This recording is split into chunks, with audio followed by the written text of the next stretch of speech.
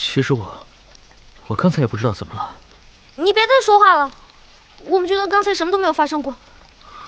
刘德昭在这香炉里放了催情香，你们刚才都中招了。催情香？难怪我刚才只觉得意识模糊，怎么也控制不住自己。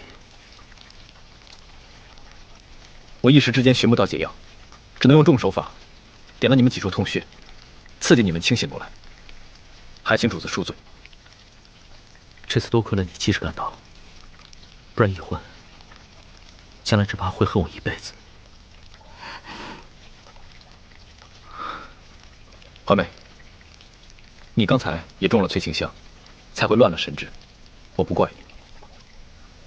但是你要记住，你可是有夫之妇，千万不要做出玷污我们李家门楣之事，否则我永远不会原谅你的。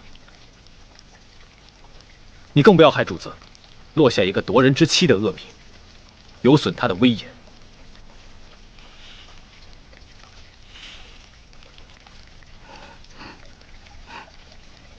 不过，刘德昭安排了人在外面探听阁中的动静。刚才你们那一番闹腾，反倒会让他们放心。你们现在都已经清醒了，我也得赶紧离开了，免得被他们发现，坏了大事。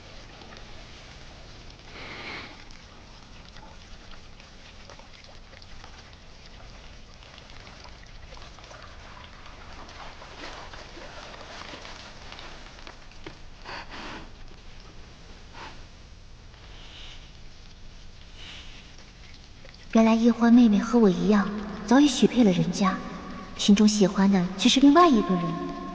我们倒是同病相怜了。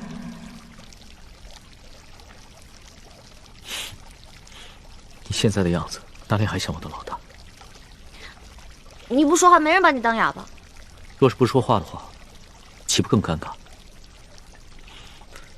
其实，就算刚才发生了什么，也没事，大不了你先退婚，然后再嫁给我。呸呸呸！狗嘴里吐不出象牙。老大，龙嘴里自然吐不出象牙，只能吐出龙涎。我说的都是认真的，你不妨再考虑考虑。你要再胡说，我不理你了。好，那咱们说点正经的。李建清真的是你哥哥吗？他当然是我哥哥。你问这个干嘛？亲哥哥。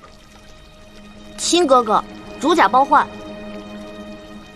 可是他刚才看见我们在水里那样，他的神情反应很不对劲。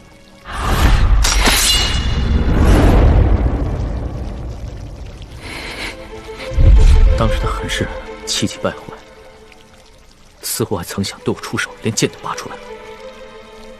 他是因为他以为这屋里还有刘德昭的人，他拔剑是为了保护我们。